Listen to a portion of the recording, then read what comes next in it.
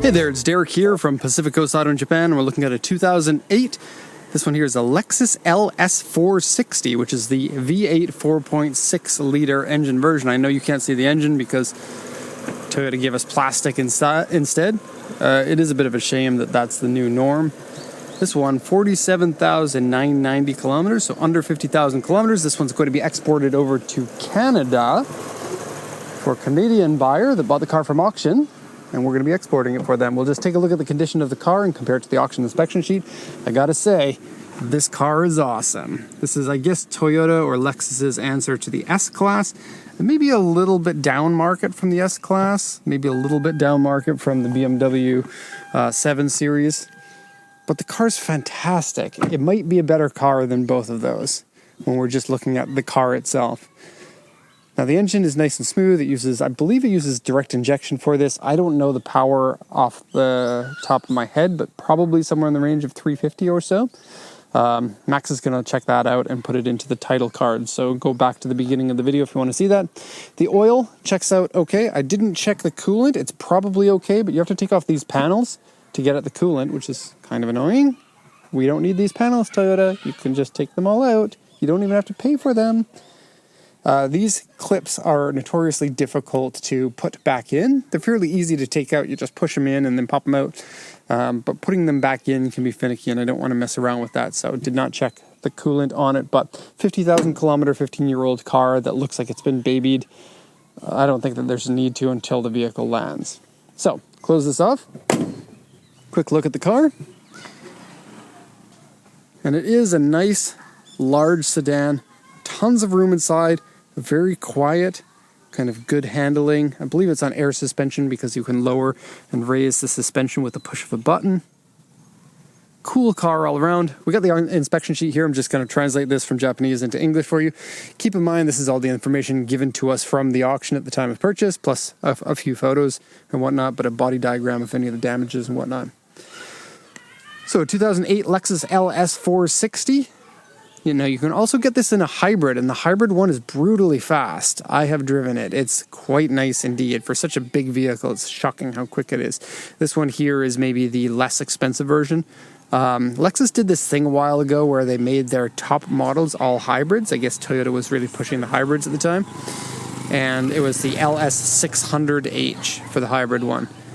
Great car. This one, a much, I guess, better value. I think that this one, the non-hybrid one, you can get for a fraction of the price of the hybrid one used at the moment. They're both a good deal, but this one is an exceptional deal. How much car you get for your money. It's really shocking. So auction grade 4, interior B, no sales points, and the only notes say aftermarket 19-inch wheels are BBS. It's true.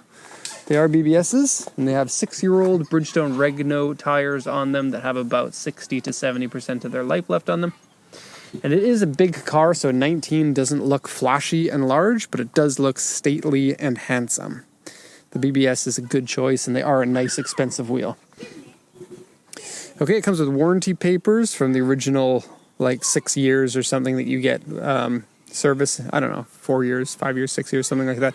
Owner's manual. Interior has some scratches and is dirty. The seat side...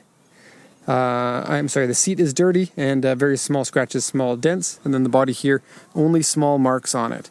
And wow, is this body ever gorgeous. This is the kind of car that I like. And with these cars, the Lexus, especially the top of the line Lexus, they're often not driven very much here in Japan, so low mileage is fairly easy to get.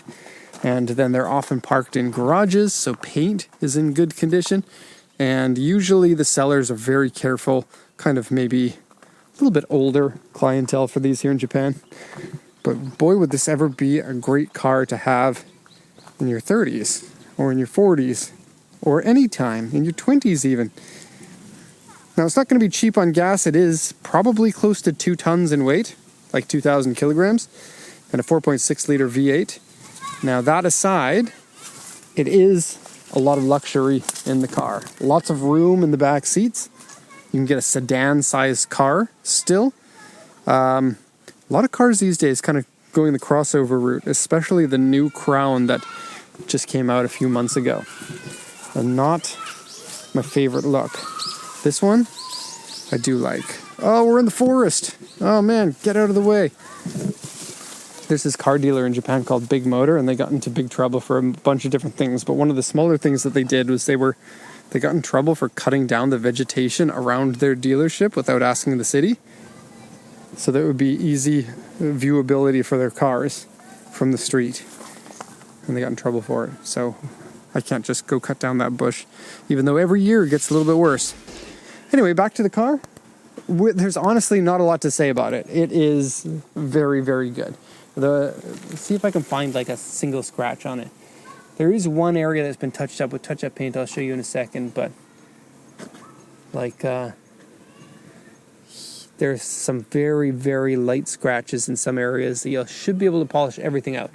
The only exception is this area here, and quite honestly, this should be marked more than an A1. We have some touch-up paint on top. You can see some scuff that starts here and goes up to here with a tiny bit on the fender. It's a big car. There's a lot of areas you can scratch. There's really only one area that's scratched, and it doesn't stand out a lot. Especially good because it's a black car. And black cars, not just one of them, black cars will show their damage more than other colors of cars, most likely. But if it is a good condition one, boy, does it look exquisite.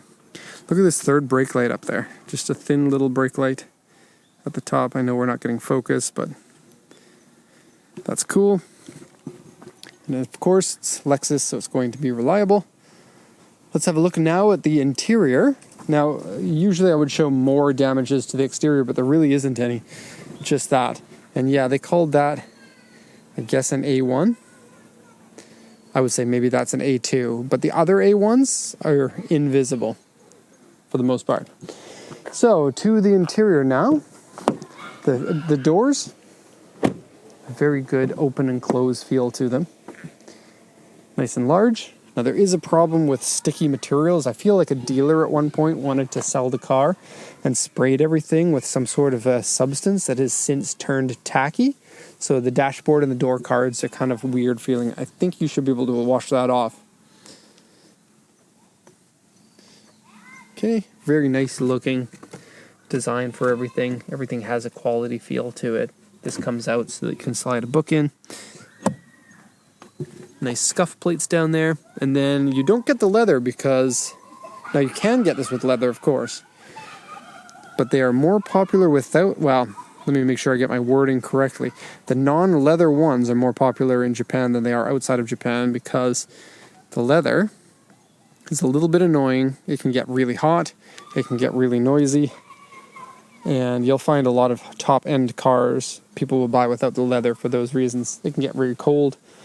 We do have an issue with the glove box. I haven't seen this before on this. I have seen it a lot on BMW 3 Series and 5 Series from the 80s. Okay, of course, power seats in multiple functions. Even the passenger seat gets up and down, which is kind of rare. Usually the driver gets like 8 or 10 different directions, including up and down in the rear, up and down in the front.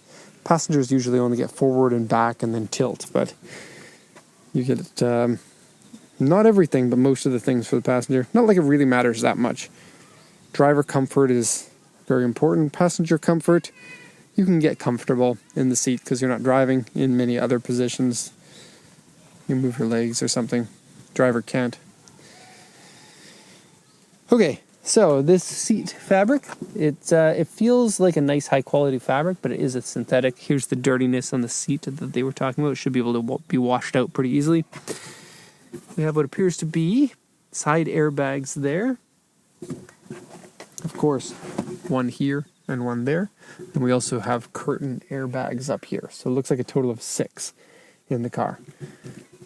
Okay, we got memory seats, 3 different versions or 3 different settings for the memory seats.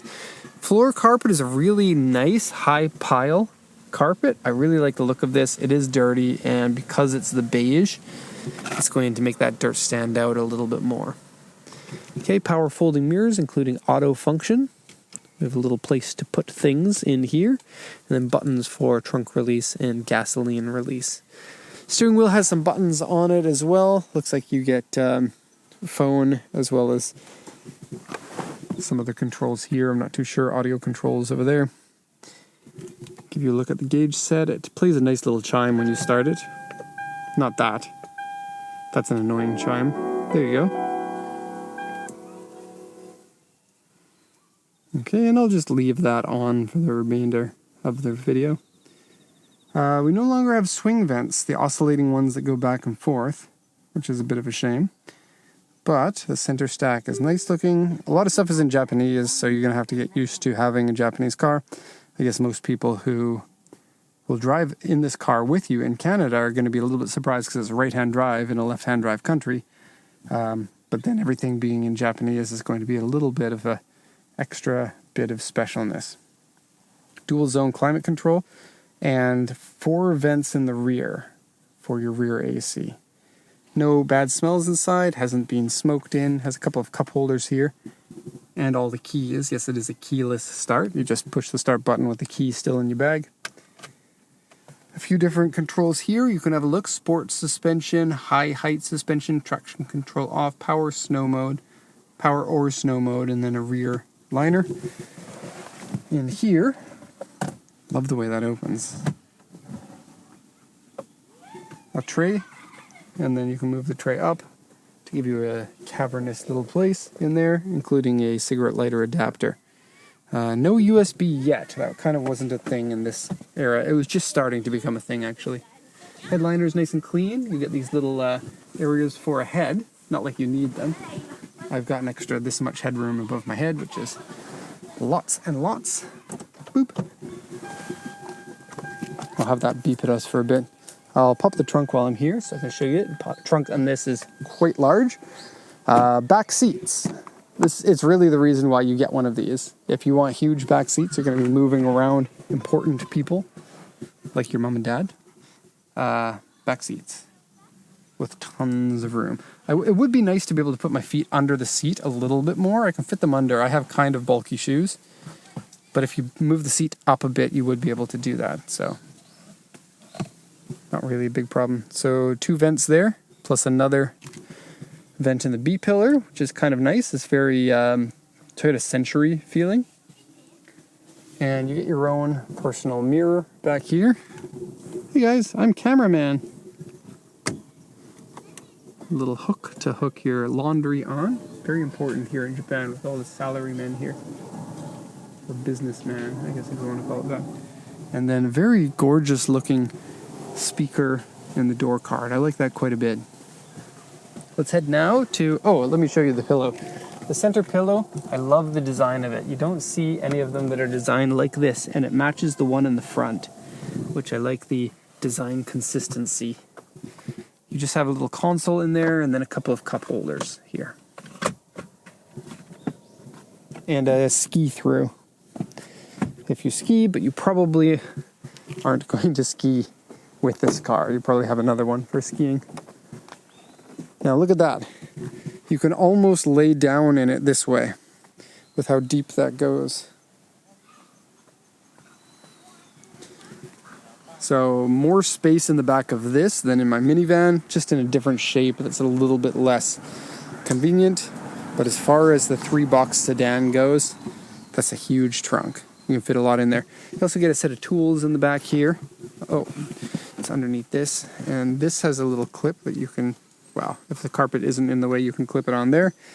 You get your tools, the tow hook, a couple of batteries. Wow.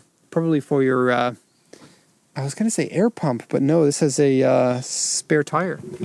Is it a full or space saver? I can't remember. Temporary, can't read it. Sorry, don't know if it's full or a space saver. No button to close the trunk. I'm sure they have that on the higher end models. I'm pretty sure I've seen it on the hybrid ones at the very least. Gotta say, I love the exhaust pipes. This was a thing for Toyota at the time. Fake exhaust pipes, but they are cool looking. I mean, the muffler is in there, but the muffler pipe is just a standard muffler pipe. But you don't see that. You just see the cool brushed aluminum. Okay, LS460. Very good deal. Big sedan, lots of luxury, nice and quiet inside, comfortable ride. And yeah, not going to break like your German ones will. I love German cars, but gosh, do they ever break a lot. Okay, so that's going to be all for this one. I hope you enjoyed it. Thank you so much for watching, and have a nice day.